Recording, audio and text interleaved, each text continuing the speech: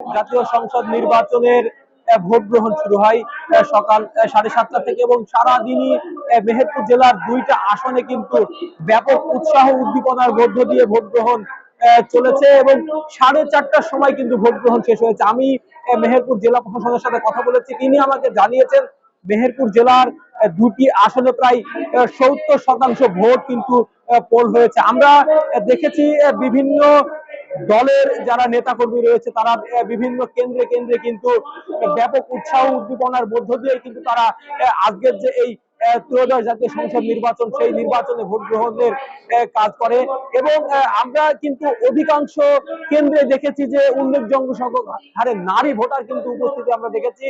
বিশেষ করে গ্রামগঞ্জের প্রতিটা কেন্দ্রেই কিন্তু পুরুষ ভোটারের চাইতে নারী ভোটারদের উপস্থিতি ছিল চোখে পড়ার মতো।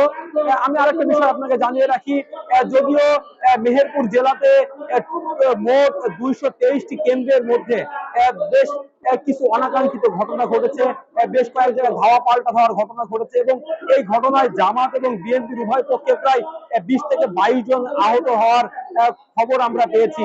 এর পাশাপাশি আমরা কিন্তু 5 জনকে আটক করতে দেখেছি পুলিশকে এবং ভোট গণনা শেষে ফলাফল আসা শুরু করে। আমরা কিন্তু দেখছি যে মেহেরপুর জেলার যে দুইটি আসন রয়েছে এখানে বিভিন্ন কেন্দ্র থেকে কিন্তু ফলাফল আসতে শুরু করেছে। আমরা ইতিমধ্যে মেহেরপুর জেলার দুইটি আসনের মধ্যে বেশ কয়েকটি আসনের কিন্তু ফলাফল আমরা হাতে পেয়েছি। আমি যদি মেহেরপুর 1 আসনের কথা বলি, এখন পর্যন্ত বেসরকারি ভাবে মেহেরপুর 1 আসনে 123টি কেন্দ্রের মধ্যে মোট আমরা 102টি আসনের ফলাফল পেয়েছি। সেখানে বেশ প্রায় 20,000 ভোটের ব্যবধানে কিন্তু জামাত ইসলামের মনোনীত প্রার্থী মাওলানা তাজউদ্দিন খান এগিয়ে রয়েছে। আমরা তাদের যে প্রাপ্ত ভোট দাঁড়িপাল্লা প্রতীক নিয়ে তাজউদ্দিন খান পেয়েছে 102টা কেন্দ্রে 1,03,161। তার নিকটতম প্রতিদ্বন্দ্বী হিসেবে বিএনপির বাসুদ অরুণ পেয়েছে প্রায় 86,003টি ভোট।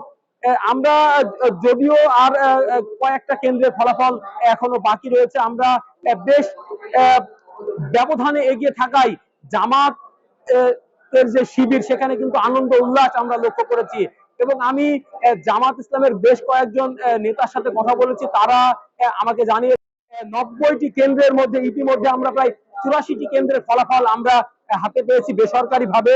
সেখানে দাঁড়িপাল্লা প্রতীকের মাওলানা নাজমুল 78,622 ভোট পেয়েছেন। এখানেও প্রায় 11,000 ভোটের ব্যবধানে কিন্তু দাঁড়িপাল্লা প্রতীকের প্রার্থী নাজমুল হুদা এগিয়ে রয়েছে। আর 6টি কেন্দ্রের ফলাফল আসলে কিন্তু আমরা অ্যাকুরেট আমরা যে এটা পেয়ে যাব। তবে আমি গাংনী উপজেলা জামাতের বেশ কয়েকজন নেতা এগিয়ে আছে। তবে এই উল্লাসের মধ্যেও আমরা কিন্তু সন্ধ্যার পর থেকে দেখছি মেহেরপুর জেলার বিভিন্ন গ্রামে গঞ্জে কেন্দ্রের ফলাফল নিয়ে তারা কিন্তু বিজয় উল্লাসে মেতেছে। আমি কয়েক জায়গাতে সরজমিনে যে দেখেছি যে দাঁড়িপাল্লা প্রতীকের যারা সমর্থক তারা কিন্তু এখনো পর্যন্ত বিজয় উল্লাস করছে, কারণ তারা ইতিমধ্যে জয়ের পথে কিন্তু অনেকটাই এগিয়ে রয়েছে। তবে শহরের এবং গ্রামের যে পার্থক্য সেটা দেখেছি, শহর এবং গ্রামগঞ্জ মিলিয়ে অধিকাংশ কেন্দ্রে কিন্তু দাঁড়িপাল্লার প্রতীকের প্রার্থীরা কিন্তু জিতেছে। এবং আরেকটা বিষয় আপনাকে জানিয়ে রাখি, এই বিজয়ের মধ্য দিয়ে যেটি হতে যাচ্ছে এই বিজয় কিন্তু তারা আমাকে জানিয়েছেন যে দীর্ঘ এই 17 মাসের ফলাফল তারা কিন্তু ঘরে তুলতে পারছে। আমি এছাড়াও আরেকটা বিষয় আপনাকে জানিয়ে রাখি, আমি মেহেরপুর জেলা প্রশাসনের সাথে কথা বলেছি, তারা আমাকে জানিয়েছেন যে না ভোটের চাইতে হ্যাঁ ভোটের সংখ্যা কিন্তু অনেকটা এগিয়ে রয়েছে। আমার কাছে ইতিমধ্যে মেহেরপুর সদর উপজেলার 78টি কেন্দ্রের না হ্যাঁ না ভোটের যে ফলাফল সেটা আমরা হাতে পেয়েছি। এখানে হ্যাঁ ভোট কিন্তু গণভোটে কিন্তু হ্যাঁ ভোট প্রায় 86,000 ভোট পেয়েছে এবং না ভোট পেয়েছে 26,000। অর্থাৎ গণভোটেও কিন্তু হ্যাঁ ভোট বিজয়ী হওয়ার পথে।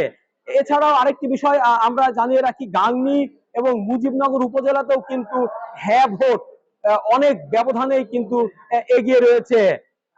এই বিষয়ে আমি মেহেরপুরের প্রশাসনের সাথে কথা বলেছি, তারাও কিন্তু আমাকে জানিয়েছেন যে আর অল্প কয়েকটি কেন্দ্রের ফলাফল তারা হাতে পেলেই কিন্তু একযোগে মেহেরপুর জেলার যে দুইটা আসন রয়েছে সেখানকার বেসরকারি ফলাফল ঘোষণা করবে।